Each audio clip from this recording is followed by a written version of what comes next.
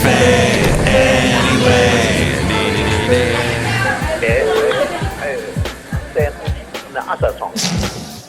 Mike's Daily Podcast.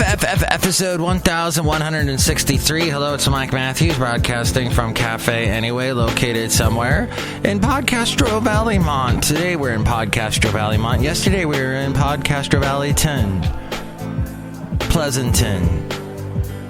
I like to play with words and smack different names of towns together and then mess with them. Mike's Daily Podcast. And also, this show's, 1163, and today we hear from Chely Shoehart. Mike's Daily Podcast. Floyd the Floorman.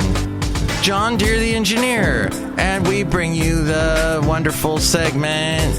It's called WOW SCHATZ WOW. I think I meant to talk about something that happened to me on Saturday. I talked about it at the beginning of the last show, but there was more to say.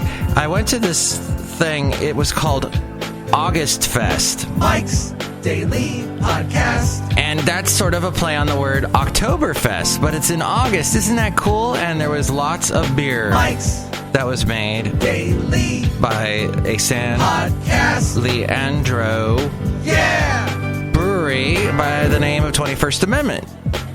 And it is a huge brewery. You can go in and do tasting. I don't mean to give them a free plug, but I've met the owners. They're really nice, so whatever. Hey, so what was cool was they had a shuttle that went from BART. So I basically didn't have to drive. I just got on BART, went to San Leandro, got on the shuttle, and then went to the shuttle driver, and it was like a bus, nice plush bus with like the leather seats, not too big, one of those smaller ones. And the bus driver, we start talking, and he says that he used to live in Beverly Hills, and he once met Jack Palance in a weird sort of situation. I think his son was playing soccer in one of the soccer leagues. Young kid, AYSO, and Jack Palance was there with his grandson. And he just said hi to him. Hey, you're Jack Palance. He's like, yes, I'm Jack Palance. City Slickers is a horrible movie. Don't go see it. I can do a one-arm push-up. So we talked about Jack Palance for a little while we were driving to the brewery. And there's nothing better than being in a bus, driving to a brewery, and someone walking in right now. Hello, my Matthews. It's Chely Shoehart, the kitchen jump supervisor. I hate beer. Why do you hate beer? It's not that good. It's like bitter, and it's like stuff like old white guys drink. Or hipsters. Hipsters? Yeah. And I don't have enough tattoos to drink beer. What are you saying? The women that drink beer, they have a lot of tattoos. No, I didn't see a lot of women with tattoos at this thing. I saw a lot of women. I was surprised, because usually when I talk to any women about beer, they're always, I like wine. Or I like, stronger alcohol, hard alcohol, the whiskey, the vodka, and gin, and all the fun, Rat Packy type stuff. And they just don't like beer. But there were a lot of women there enjoying the beer. Oh, and then a U2 tribute band was playing. And it's funny because, look who else just walked in. Oh, Mike, this is Floyd the Floorman. And this is John Deere the Engineer. U2 is a great band. Yes. Yeah, because, all right, it looks like U2 now, millennials don't like U2 for some reason. I think they probably were overexposed. We did play a lot of U2 in the 90s and early O's, so they probably just got sick of it. Overplaying songs. Redundant. Repetitiousness. Yeah, you know how they overplay music, so I think a lot of millennials got sick of it, and they're like, who cares about U2? Who cares about Madonna, too? They don't care about Madonna. So I was talking to a millennial about U2, and all of a sudden this band, this U2 cover band, suddenly played Vertigo, and she lights up, and she's like, yes, I love that song. So, all right, maybe that's later U2. That's how to dismantle an atomic bomb. And she said, I also like Beautiful Day. So that was the album previous. That was All That You Can't Leave Behind. But I had so much fun. Addendum with Kevin was there. It was great. But you know what? As I pound this piano, I'm talking to you and playing this piano simultaneously. Did you know that? I never said that before on this show, huh? Yeah. I'm playing the crap out of this piano. And I'm playing crap. Like crap. So, time to get to the segment called Emails from Email and Your Comment Not So Comments. Oh my god! Email for email and your calm and not so calm mess. My email, by the way, is Mike Matthews. No, wait, it's not. MIKEs-DAILY-PODCAST@gmail.com. That's what it is. Yeah. And you can find that also at MIKES-DAILY-PODCAST.com. There's links to the emails and all the places that you can comment, like Facebook, Twitter, YouTube, and, well, I'm not on Snapchat anymore. That just irritated me. Because I'm at old 40-somethings. Let's see. Oh, wow. Okay, well, so this guy commented on, so he has never listened to my podcast before. Ever. In fact, he said this at one time. So Mike has a podcast that it has some hilarity in it that I've not yet heard, actually. But anyway, we'll talk later. Well, some people have heard it. I know that. More people than have heard mine. So he finally listened to a podcast, and he said the following. He liked it on Facebook, and then he said, LOL, 20 minutes for chicken.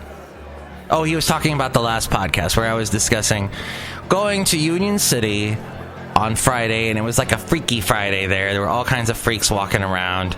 And, you know, I don't mean to be judgmental, but even you would look at them and go, what the... Like, the people that were driving weird, and it's just a strange place. Because it's a strip mall. And it's not like a completely run-down, graffitied strip mall, this marketplace in Union City. It's actually kind of nice looking, but it just attracts a strange brew of folk. And I go into their Safeway to get their $5 Friday chicken stuff, and it took 20 minutes because the girl was brand new, and I was saying she was young, that she probably had never even been in a supermarket before because she kind of didn't know, like, certain things, like you need to put a sticker on the food that is being purchased so that they can ring it up, but all the little technical things that you see most Safeway workers do with so much ease. She was having difficulty with it. But you know what?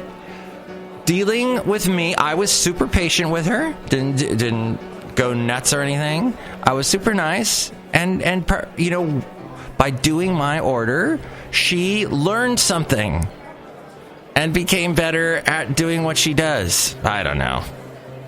Or it was just a pure hell and torture for her. I don't know. I think she was smiling the whole time.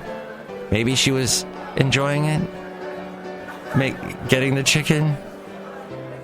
It certainly smells great back there. Here's the interesting thing, though, which I felt bad for because there were all these other workers around her back there, and none of them were lifting a finger to help her. Like, she was asking questions, trying to learn what to do, because it looked like it was maybe her first day, and no one was helping her. Made no sense.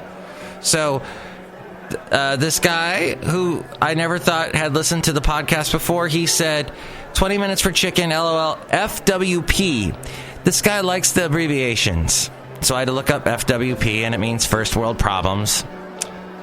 And then he said, he quoted me as saying, thanks for letting me share, because after I vented about the 20-minute chicken thing, I said, thanks for letting me share. So thank you so much for that.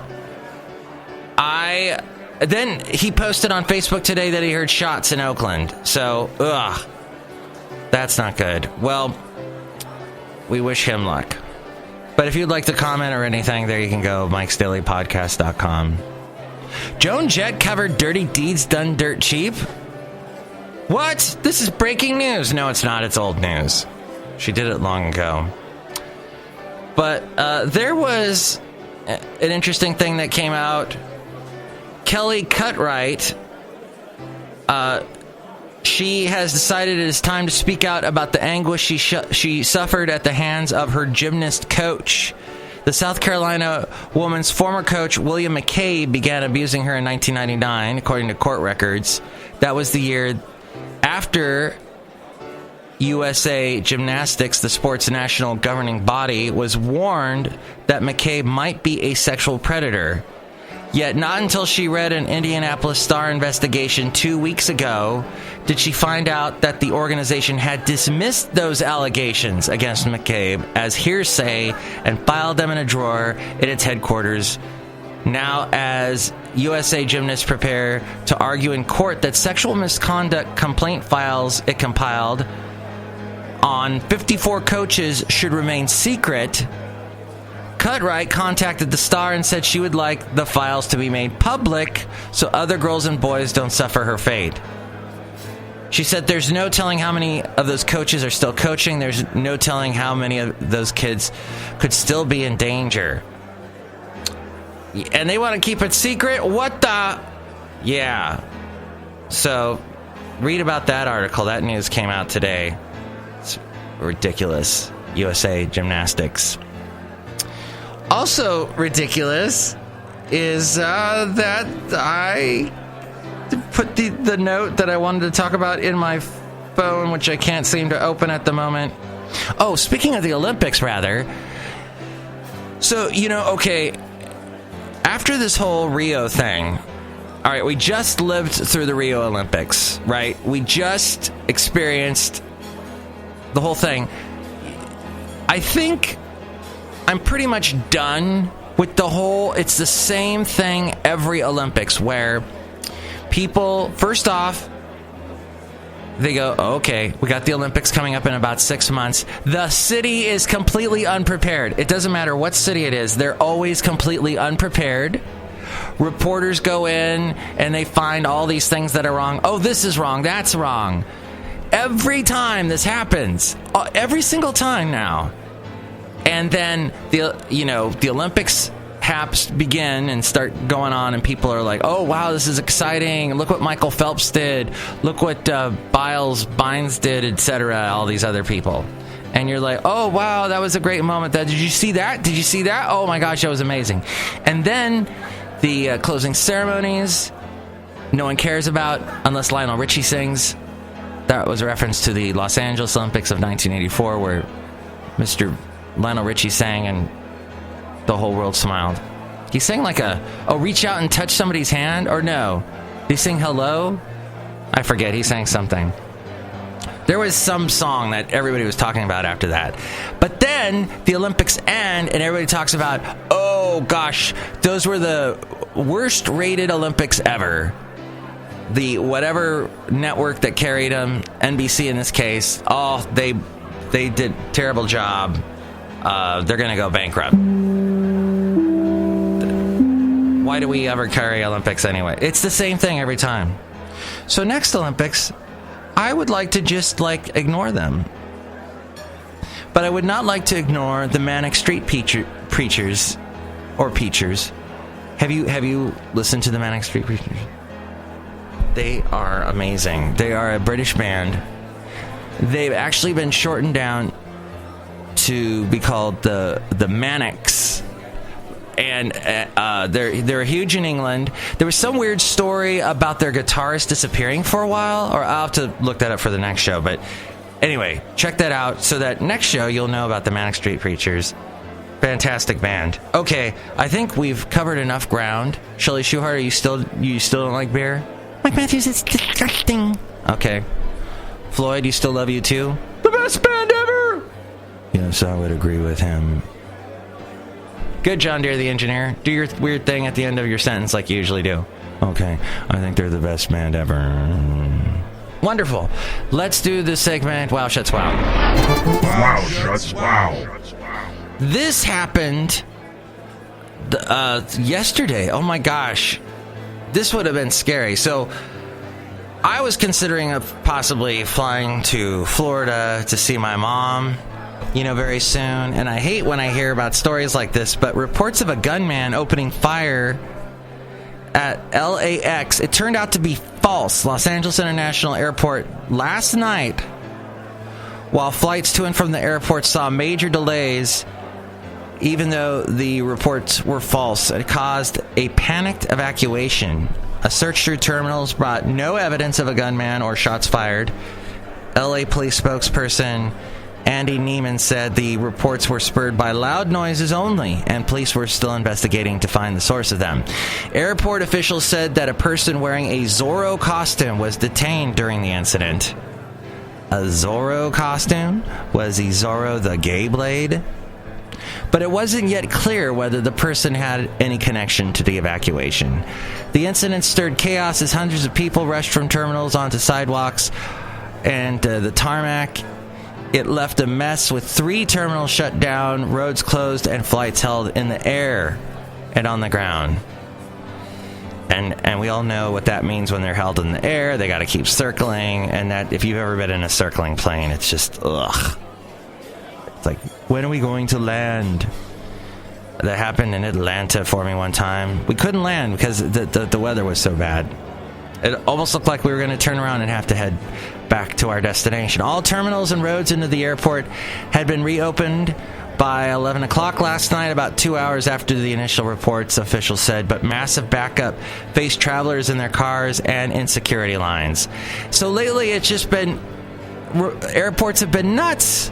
It all started this year with the whole, it was taking longer and longer to get through security. And then we had Southwest and Delta have their issues. It's just, why fly anymore? Passengers who fled had to be rescreened through security. When the incident began, scores of people could be seen on social media and on TV news running from the terminal out to the sidewalks and streets as police with rifles stormed the terminals. Many other evacuees were standing on the airport tarmac, and abandoned bags littered some sidewalks. One person said, "We were on the jetway and someone starts pushing behind us." One man was frantic, saying there was a shooter. Police officers, including one with a shotgun, eventually led passengers out of the terminal through a security gate into the parking lot where several hundred waited for the terminal to open 90 minutes after the scare. This one person said he was still waiting for word on his flight. The incident came just days after another false alarm led to a panicked evacuation at the JFK airport in New York.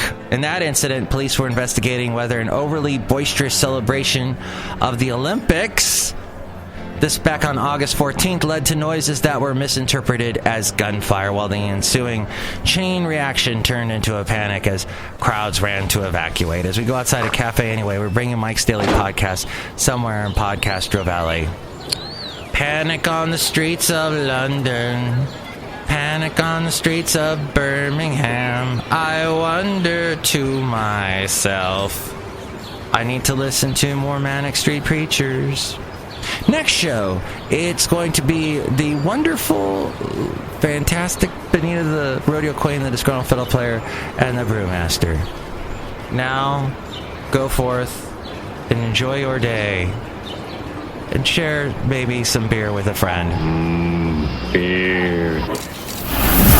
And here's today's podcast picture. Oh wait, the podcast picture today is of Miller Knox Park in Richmond. The sun was setting. You can kind of see the Richmond Bridge in the background. Go to Miller Knox Park if you have not been there.